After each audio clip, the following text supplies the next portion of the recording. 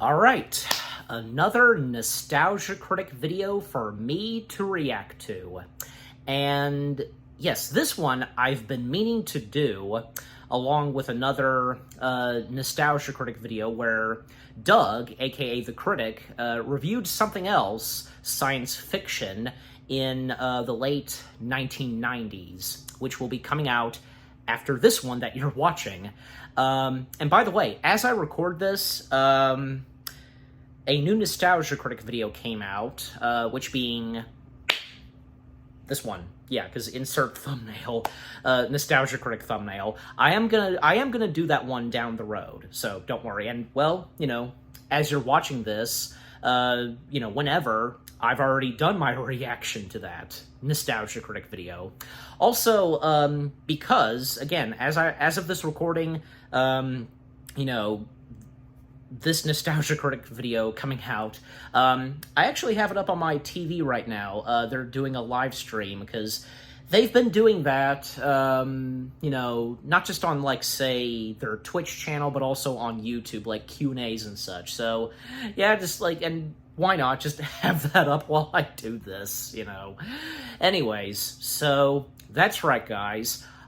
The Nostalgia Critic video I'm reacting to, and, you read the title, of course, the Nostalgia Critic's review of The Fifth Element.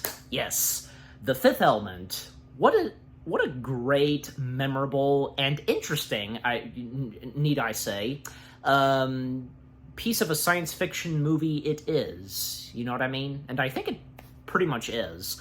Yeah, I really enjoy The Fifth Element. I really enjoyed it, and the first time I got to fully see it was around the time of my birthday, and it was after my birthday. It was a late birthday treat. My dad and my stepmom, we went to go see The Fifth Element, and which I did do a vlog on this. We going to see The Fifth Element on the big screen because of, and if you guys know about this, Flashback Cinema, they showed The Fifth Element, and it was great to see it on the big screen. This piece of science fiction material from the 90s, the late 90s, I should say, and pretty much in that movie, almost everything being practical, I tell you, because, by the late 90s, practical effects were getting really good and such, but, soon came in a lot of CG, yeah, and right when practical effects were turning out really good, you know what I mean? And the fact that, was it Digital Domain? Yeah, Digital Domain did the effects for The Fifth Element, and, Digital Domain being right there next to Industrial Light and Magic, ILM for short. Yeah, and just, getting to see this movie on the big screen with all the practical effects and so on, and seeing great actors in this film, I tell ya.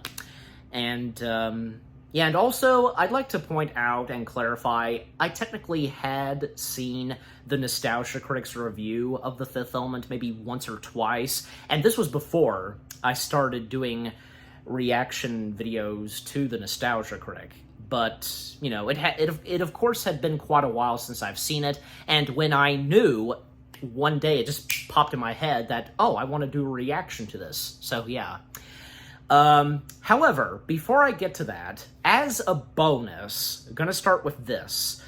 I'm first gonna be reacting to, another video related to The Fifth Element from Channel Awesome, Doug Walker, etc., Fifth Element in almost 5 seconds. Yeah, that's my bonus and a little treat for this reaction video, and I would rarely do something like this. In fact, the last time I did this was when I reacted to the Nostalgia Critic's review of The Little Mermaid, the one from 1989, of course. After that, as a bonus, I reacted to the bloopers of his review of The Little Mermaid.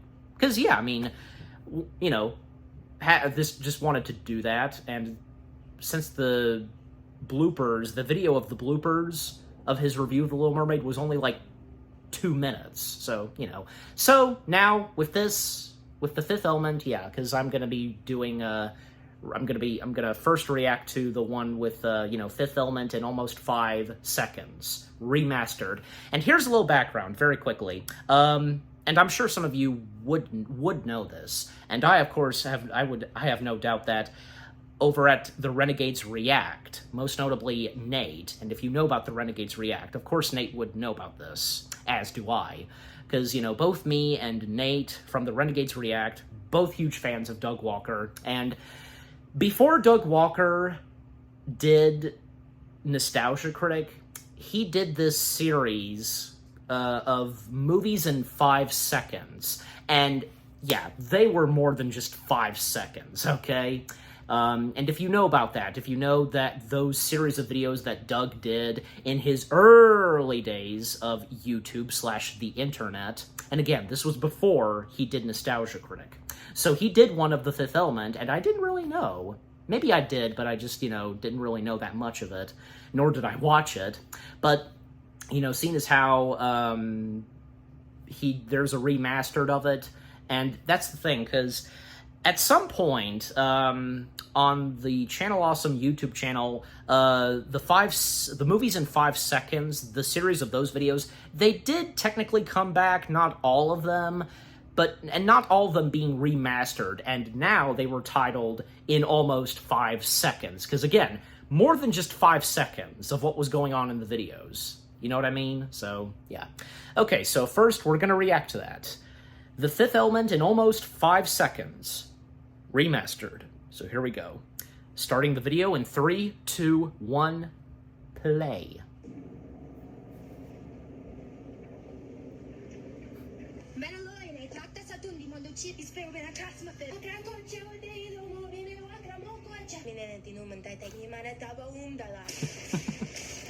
Boom, yeah. I understand boom. Funny. Remastered by Robert Englund, if I'm saying that right, yeah. Okay, so, yeah, that's funny, and you know what, because with what's going on in these videos of, what clips that Doug would use and such, yeah, funny. So, yeah, that was pretty funny. Fifth Element in almost 5 seconds, remastered, that was funny. Okay, now let's get to the Nostalgia Critic video of the review of Fifth Element. So, like I said, I've technically seen this before, maybe once or twice, and, I mean, obviously I wouldn't remember that much of it, but I remember just maybe 1 or 2 things of it. Like, I remember, because one of the first things that Nostalgia Critic is going to mention about the writer / director of The Fifth Element wrote this in the 80s. Yeah, so. And I think, as I recall, like, what's-him-face, like, the black actor who played that one character just so hyperactive. Clearly, because what Doug has to say about them, so, Alright, so without further ado, let's begin. And, excuse me, and one more thing, I'm pretty sure that, yeah, Doug points this out, because throughout the film, neither the characters played by Bruce Willis and Gary Oldman, they never meet on screen. That's kind of rare in a film, whatever, where, a good guy and a bad guy don't, come face-to-face with each other on screen. Lilu did. She did come face-to-face with Gary Oldman's bad guy character at one point. But anyways, okay, so now let's begin the video. The Nostalgia Critic's review of The Fifth Element. Starting in 3, 2, 1, begin. This episode brought to you by Stamps.com. Why go to the store to get stamps when you can have them printed right at home for your convenience? Also brought to you by ExpressVPN, the best VPN there is. Take back your online privacy today. Okay, let's get on with it.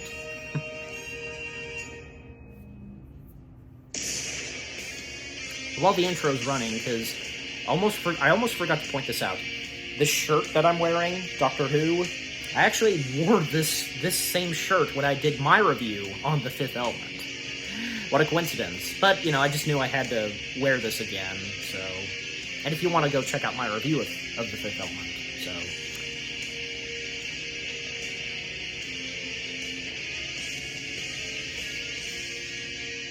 Here we go. Man, it'll be nice to go on vacation for a while. Yeah, I need a break from Critic doing all those crazy things to us in his sketches. Speaking of which, why has our travel agent been so quiet? Sorry. I love turning around at the dramatic reveal. Shit, we're in a sketch. I should have known that with it being in the Channel Awesome studio. That's a nice get-up that Doug has. Maybe the Criticus travel agent Zorg has some good vacations. How did you say that like it was a normal thing? You know, you really should listen to Mr. Right. You know who we are, Critic. For we specialize in nostalgic future vacation spots. Nostalgic futures? Don't ask him. It's gonna be a bit. We take customers to the futures past decades thought we'd get. For example, are you nostalgic for the 90s? Is he supposed to sound like Holly Hunter? Yes, we are. Well, we have several futures that the 90s predicted were gonna happen. Come on, I kind of never this thought of sounds that. fun. Well, I Holly guess I do Hunter. have fond memories of the 90s. Of course you do. Here's a future from 12 Monkeys. This sucks! What you think? Cold and apocalyptic. Alright, let's try the future from the Postman. Jesus. Postman. Verdict. Warm and apocalyptic. Well, I got a lovely future here for Waterworld. Waterworld. What were we even standing on? I got all sorts of 90s futures, like Terminator 2. Judge Dredd. Yep. Matrix. This one's not too bad. Yeah, everything's Not got for a long. Tint, but I could make it. Oh, come on! Life comes from destruction, disorder, and chaos. Yeah, but why did the 90s predict that the future would be terrible? Well, no, I do have one last future for you. The Fifth Element. Oh, wow, this one's pretty great. Yeah, it's imaginative and fun. It looks like a place you could actually live. But Are there then... any downsides to this? Well, you would have to walk around wearing these. Foreign stranger on the show. Yeah, let's do it. Oh, and the occasional war zone. What was that? I know this music. Let's change the beat. Hey! You're a monster! I know.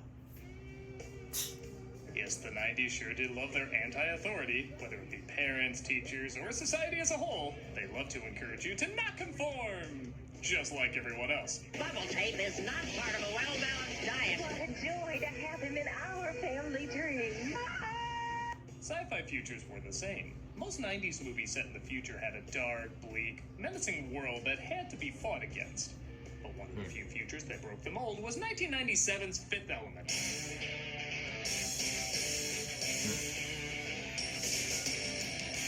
Writer and director Luc Besson apparently wrote this in his teens. And boy, does it show. This is a goofy, action-packed, totally all over the place. But did he write it in that the most 80s? people didn't know how I to could've respond to sworn. when it first came out. Even today, it's a little hard to categorize it. It takes itself too seriously to be a comedy, yet too lightly to be a drama. It's too cliche to be artsy, yet too strange to be average. Doesn't have enough commentary to be deep, yet it's too abstract to be mindless action. All of that in the long run weirdly worked in its favor, as years later, people like that it's hard to describe exactly what it is. What they remember the most about it, though, is the future. Mixing CG, puppets, models, and giving amazing detail to its design. Yeah, a bit of Close CG to the in this pamphlets. as well. We have a little crossover like a graphic designer would. They didn't need to do that, but they did that. It's one of the most livable futures ever put on screen. We've only seen these kind of futures in animation, like the Jetsons or Futurama. So to see so much money put into it on such a grand scale truly was mind-blowing. Over 25 years later, we're going to revisit this unique future and see why, on its own strange terms, it created something we've heard a million times but have never quite seen in this way. So, ready your multipass. This is the Fifth Element. Multipass. So it reinforces what I said earlier about being tonally all over the place right from the start. This is a movie with screaming DJs, singing Smurfs, and women wrapped in lasagna, yet it starts off like a Ridley Scott horror Bilbo. Good one. Huh, guess there is only one. We open in Egypt because everything in the 90s opened in Egypt, where a professor is making Yeah. a huge discovery. This meme. Aziz, light! I don't have time to list all the ways the internet used this, so here's my top 5. A priest tries Really? to stop their discovery, but it's too late as teenage golden Pokemon turtles from another planet arrive. Are you German? France, we are from France. They reveal a secret room where ancient stones and the Fifth Element are kept and need to be moved. War is coming. Stones not safe on Earth anymore. Given its history, Earth was a weird place to keep it anyway. They killed the professor, but Luke Perry's 3 minutes on screen tries to fight him off. Put the gun. He's one of the, like, big names credited, you know? The fact that he's just there So I guess for the opening. Dead? I don't know. I'm not in the rest of the movie, but God help you if I'm not before the title. See? The cat-haired tortoise tells him to pass on his knowledge as we cut to 300 years later, where an unknown entity is discovered. Hey, who bit off the end of the Star Destroyer? That's the best part. We're in position, Mr. President. Initiating a thermonuclear imaging. So, what you saying is you don't know what this is? So, well, I guess I can't say anymore this is the dumbest president I've seen. He's still impressively stupid. He's played by a fun actor, too, the late Tom Lister Jr. I actually really like when he pops up in something. But the way he's written is like a complete dumbass. He never seems to know what's going on. What you saying is you don't know what this is. So what you telling me, Father? There's nothing that can stop. Why in the hell is it eating up all the cell? Do you have any idea where it's headed? It doesn't want radio waves. What do you mean it's advanced? What do you mean? Hello? And then, Hello? Hello? Who's that guy? What did that guy say when I said, who's that guy? Nobody seems to know what this ball of evil is, except for Father Cornelius, played by Ian Holm. He says the ball of evil is, get this, a ball of evil. It is evil. Absolute evil. Written by a teenager, you say? No President crap. tells the army not to shoot, but this is Ball another of movie evil. military that goes bah to orders. I have a doubt. I don't, Mr. President. They're consumed by the Pat pellet as we cut to Corbin Dallas, played by Bruce Willis, waking up from the intro and getting to his job as a taxi driver. Ha, error number 1, like there'll still be taxis in the future. Well, Come on, give me the cash. Ladies and gentlemen, maybe my favorite character in the movie. Don't get me wrong, there's a lot of weirdos in this, but this dude takes the cake. To push the little yellow button to load it. Take your time. He's like Cheech Bobcat Goldthwait Marin. I have no idea what his deal is. You don't mind, do you? Take it. I don't need it. You could cut him out and miss nothing. Getting but him I on just his love him. nerves. What's even this dance he's doing? This guy's amazing. Very nice, Ad. You like it? How did I not replace the dancing baby in the 90s? Humanity is blind. Yertle the chicken nugget flies in to save the day, but he's taken out by creatures called Mangalores. yep. They were pretty cool.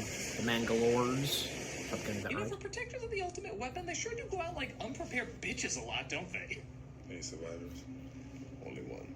But Thanos' hand survives, and they say there's enough cells in it to bring someone back to life. Kind of like 3D printing a human.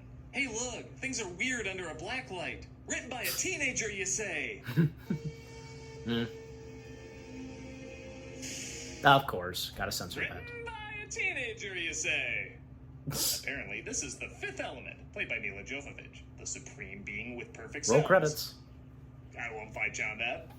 But I never follow if she was a turtle before, or a statue before, or how this worked.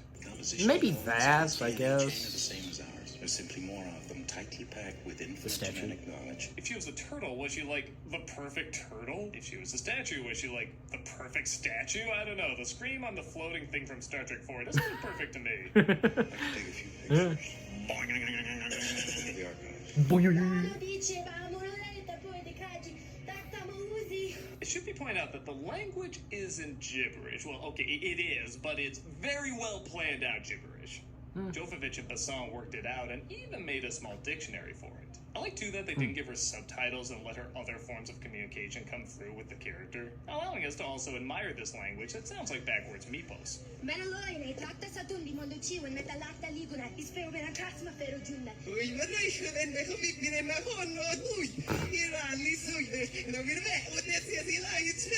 Perfect cells make her super strong, and she breaks out with the police chasing her.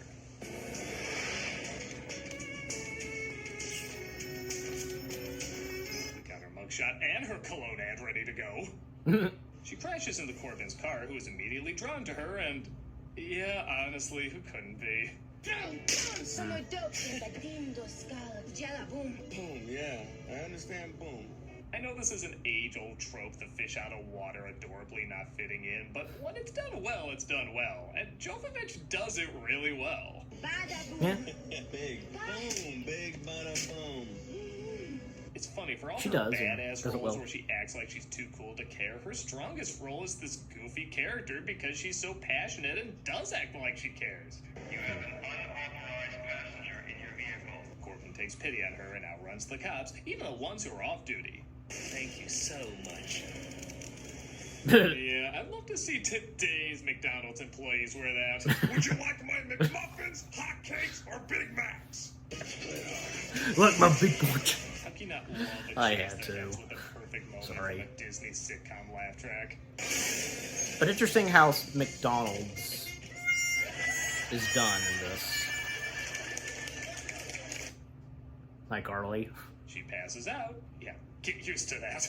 But she mentions Cornelius, who puts together who she is and tries to prepare for when she wakes up. Dallas pervilely doesn't wait.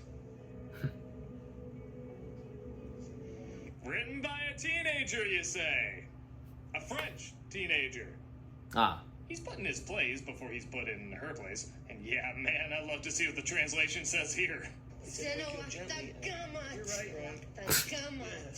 He's not Doug. surprisingly kicked out when the Fifth Element, who we find out is named Lilu, says that the case with the stones was stolen by a businessman named Zorg, played by Gary Oldman. Never be ashamed of who you are. Gary Oldman, just he's so A good. testament to this guy's 'Cause he's Gary performance is he Gary agreed to Oldman. this film Gary Oldman. without reading the script because Besson helped him finance a movie he directed. As such, he says he can't stand this flick. But you would never know that from the performance he gives. It looks like he's having a ball. Yeah. Flamethrower.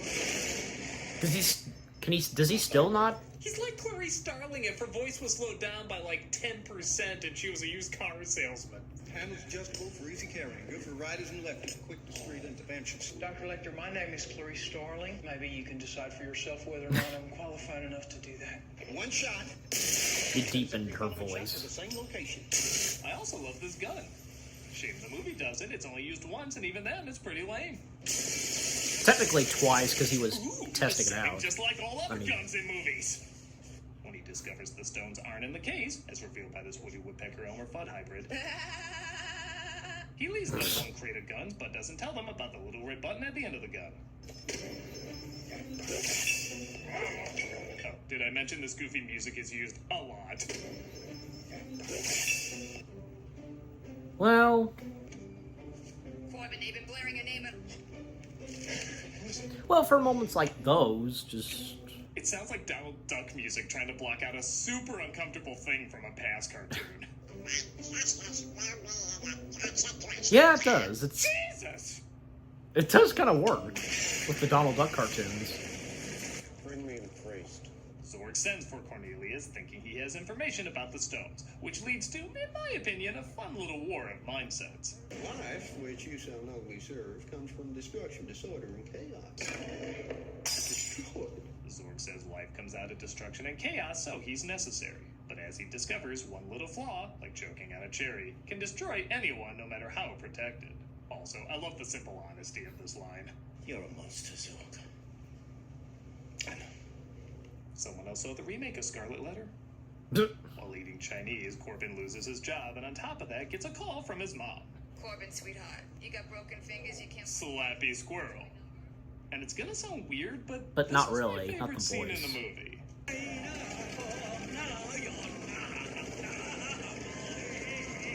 That shot just so feels like a real world to me. Yeah, The design of that boat, which you could argue is the first food boat. that is a good shot. So feels like something that would exist in this future. And this guy feels like someone that would exist in this future. Everything about this moment just feels like a window into another world that exists. Mhm. He even says a line I quote all the time when he bets him lunch that he'll get good news but finds out he's been fired. At least I won lunch. Good philosophy. I love saying that whenever someone looks on the bright side of something. And I know that's odd, but it's moments like these that make me love the movies because the fantastical feels so real. I'll call you back. The usual action/comic farce does happen with Corbin's old general recruiting him for a mission against the evil 8-Ball, rigging a contest so that he meets with a singer who has the stones. Major Iceport will accompany you as your wife. Her having the princess. And yes, she is made entirely out of sound effects. Are you not going to point out she has So the he Princess hides Leia general, hair and he buns? has to hide them too because Zorg's It's so men are looking obvious. for him as well. Here's another line I shouldn't like as much as I do. Sir, are you classified as human? Negative. I am a meat popsicle. Because there's a stick up my ass? This line makes no sense. Why do I love it?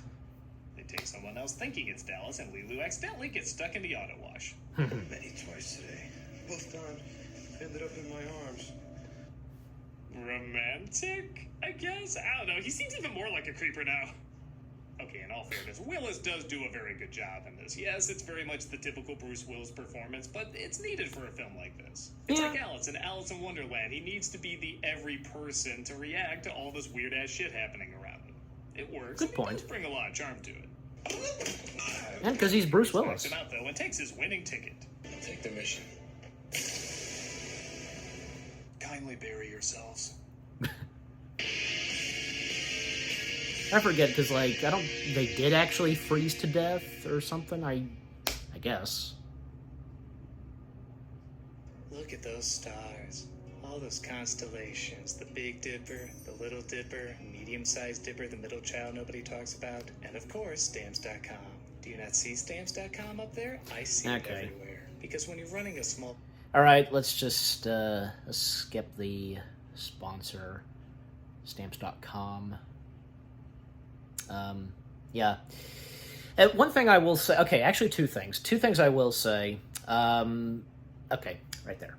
Like, I had no idea, because Gary Oldman can't... Does he still to this day, he can't stand The Fifth Element? Why? Because Doug made it very clear. Like, it seems like him in the movie, he's having a ball, you know, playing his performance as the main villain. I couldn't agree more, because it looks as though he is.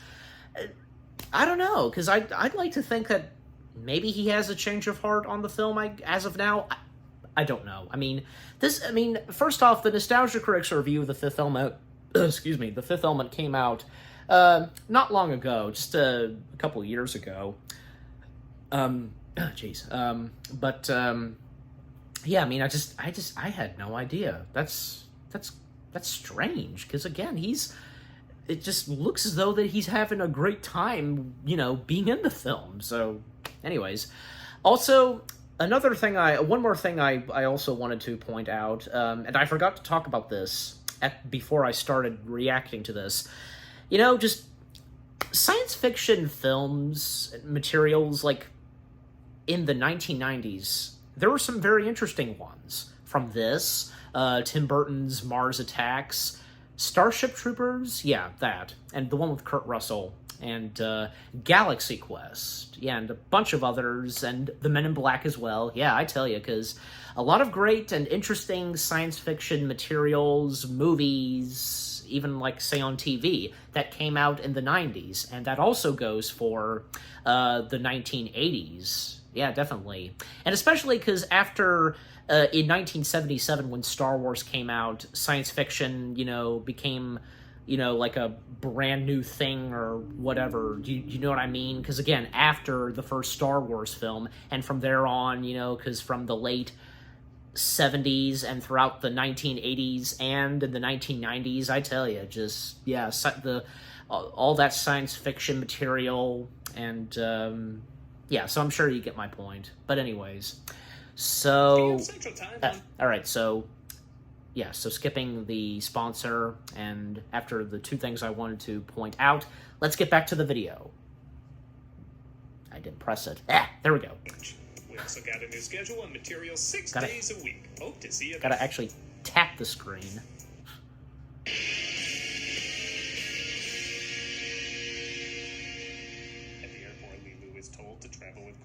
His assistant pretending to be Dallas, but Dallas shows up just as she's handing over her multipass. And yes, she repeatedly lets you know that's what she's doing. Multipass. Leela, multipass. Sparks happen. Yeah, she knows it's a multipass. I won't point out all the memes that have been made from this, but I will point out the one that hasn't. This one. Shame on you, Internet. Oh, Mr. Dallas, they really need you. Multipass of He's madness. Introduced to the DJ. The contest was based around Good one. Ruby Rod. Like, I even need to tell you who this was played by. This boy is fused like fire. This guy, he's a handful. What do you have to say, Doug? I always assumed this was a hybrid of Prince and Michael Jackson, and apparently they wanted Prince to play the role. I have no idea what about his personality would make them think he would say yes to this, but honestly I don't know if that would work because I don't know if he'd be in on the joke. Now Dave Chappelle playing Prince in this role, that I could see working. Freeze those knees, my trees, the servers in the place. I didn't really think of that. Michael Jackson, Prince. He reminds me of J.K. Simmons in Spider-Man, as a character in this over-the-top, odd world, giving an even more over-the-top, odder performance. Or like Steve Buscemi in Con Air. Just when you think all the weirdness had been introduced, they up the ante halfway through. He also contrasts great with Willis's still and quiet reactions. It was bad. But hey, J.K. Simmons and Steve Buscemi, their roles, I just love his look. really like, good. Did your Cheeto penis hair make contact with me? After they get rid of the Dr. Mario viruses on the ship, they take off with Lilo learning English in seconds from the computer. Hi. You speak English now? Yes. I learned. Kind of figured that'd be the first thing she learned, but again, it gave us multipass. So But still, she learned. Sword gets a call from the ball, who I guess also goes by Mr. Shadow on the line. What's his other alias, Mr. Ooh. And he says he's growing impatient. That's his nickname, right? You know, Mr. Shadow. Please don't turn me into a sundae. I'm too delicious. They never do explain what this black gunk on people's heads are when they talk to this thing. And yeah, I guess the mystery is kind of fun. Yeah. As long as this dance never happens, I'll be fine. I almost forgot about that. This The opera stuff singer dripping who, as down. the Stones performs in front of an audience, and as I think many pointed out, the notes she sings are edited together because no human can go so low to so high so fast. Some singers gave it a shot. Yeah, I definitely went down the rabbit hole with this one. And found James Zhang is probably the closest.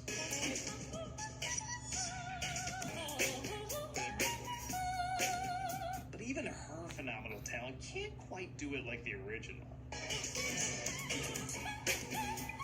Well,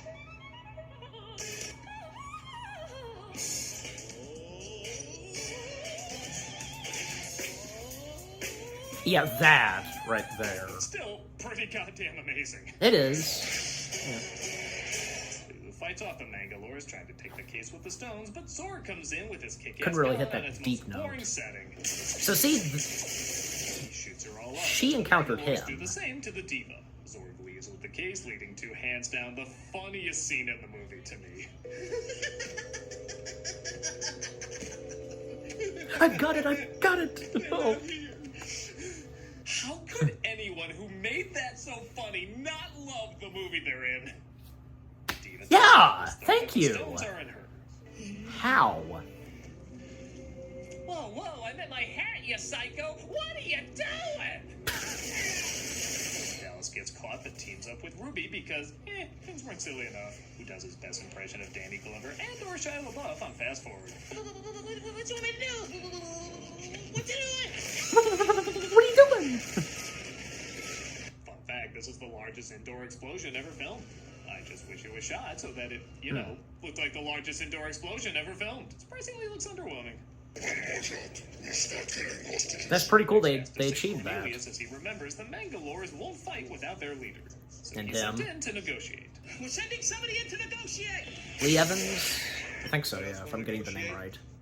He was in Mouse Hunt. I don't know, what do you want me to say after that? It's a perfect line! I was gonna say, yeah, he was in Mouse Hunt. The ship is evacuated because there's a bomb on board. Which both resulting in movies Dallas came out and the same Zorg year. having their final walk past each other. Yeah, this is one of those rare action films where the villain and hero never meet. Yes! But their interactions with everyone else is so good. While it'd be cool to see them interact, it's surprisingly not needed. And if they wanted to do it, you know. Zorg accidentally goes down with the ship, but the bowling ball of doom starts rushing towards Earth. There's a ball of fire heading straight for Earth. We have no idea how to stop it. This is where the movie starts to get a little boring. They, out of nowhere, decide, maybe we should throw in some commentary on humanity sucking and throw in Lilu looking up Earth's violent history, wondering if it's worth saving. Okay, this is something introduced halfway at the latest, not the last 15 minutes. On top of that, And Lilu's it's still seen a that, little the weird emotional making a big performance. stink about how I think that was war and good. violence is bad after we saw Bruce Willis blowing aliens up and shouting one-liners. Did an adult write this or not? Oh, yeah.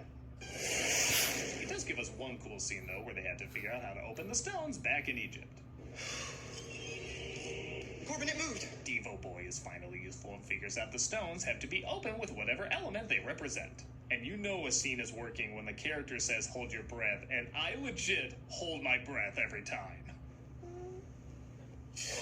But, like I mentioned, Lilu has to be convinced the world isn't all filled with hate. Yeah, good and humanity, blah, blah, blah. Yeah. What's the use of saving life when you do it? Dallas assures her, though, that there are some things that are worth saving. Like love. Like love. Love is worth saving. I don't know love. But you can. Okay, I've never been to Monaco, but it doesn't mean I'm gonna let it blow up. Also, funny how we go from Dallas moving way too fast on Lilu to suddenly he's not moving fast enough. I need you. Why? Tell her, Corbin. Please. Because I love you. Written by a teenager. Even these cartoon characters would say this is going too fast. It, of course, works, and she uses her fifth elementy powers to stop the ball of evil. I've been foiled by the power of love. You have. Seems to have stopped at 62 miles from impact. Until the next concentrated ball of evil, I guess. The president and his team laugh, unaware they now have another moon that's going to destroy their ties, but he wants to congratulate our heroes who pick a really weird time and place to beg. They need 5 more minutes. Okay, 1 more minute. And that was the fifth element. I'll admit it's not hard to see why somebody wouldn't like this movie, even some of the people in it, but it grows on me the more time passes. The problems with it are very obvious with its simple writing and cartoony characters, but I don't think it really tries to be anything too deep. Honestly, the weaker moments are when it does try to be about something, and even then, they're pretty short and saved until the end. I know a lot of celebrities use the term popcorn movie when they want to defend a film they're in that they know is bad, but this really is a perfect example of that. It's a fun and silly action flick that uses unique and creative ways to be a fun and silly action flick. What it lacks in intelligence, it makes up for in passion. What it loses in subtlety, it finds in optimism. And what it misses with ideas, it hits with world building. It's not that no thought was put into it, it's just put in places most filmmakers consider secondary. Like the environments, costumes, and side characters. I guess it doesn't make it a great film, but still one to admire and enjoy. I know it's not everyone's flick, but if you're in the mood to be creatively stupid and stupidly creative, this is the sci-fi flick to check out. Well put, Doug. So how's your little vacation and how you liking your clothes? You know, I'm not gonna lie. I'm digging these clothes a lot more than I thought. No. Are you sure this is right? It looks right, Malcolm. But it doesn't feel right. Welcome Seen a bit of Malcolm's chest hair. Enjoy your time and just ignore their plan of evil racing towards you. Wait, what? Or you can figure out the value of human life in 2 minutes. Although Tamara looks pretty good in that. Nice no minute. I hate being in these. I know. That was supposed to be like, the other way around. What's up, everybody? Our cameos for charity are still doing great, and All right, and the charity shout out, as always, and with cameo. Yeah. Okay. Wow. So that was the Nostalgia Critics review of The Fifth Element. I think, because what Doug had to say about the film, pretty well said.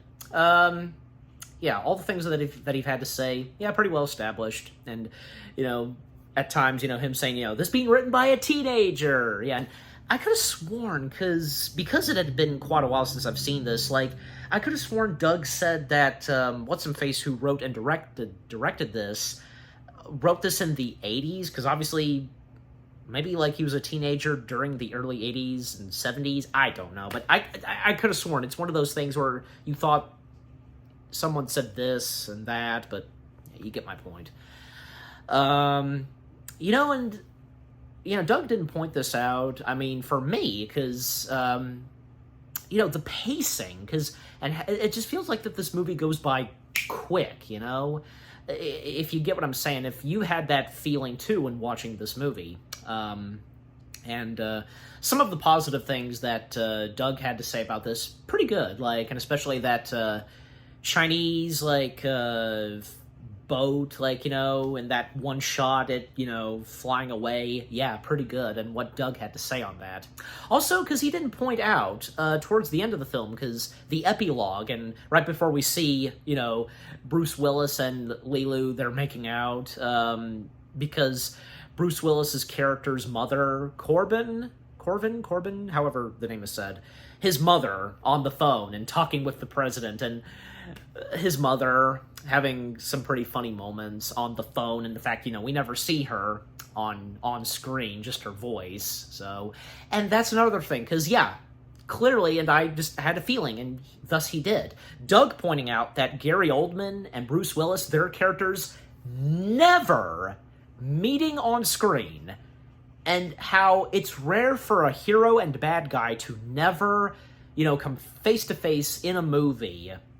Yeah, and this, because if that actually happened in the film, if they did meet on screen or not, it would have been fine, but somehow, with them not meeting on screen, coming face-to-face with each other in the movie, did work. I mean, you know, at least Lilu came face-to-face with Gary Oldman's character, and, yeah, just once, so...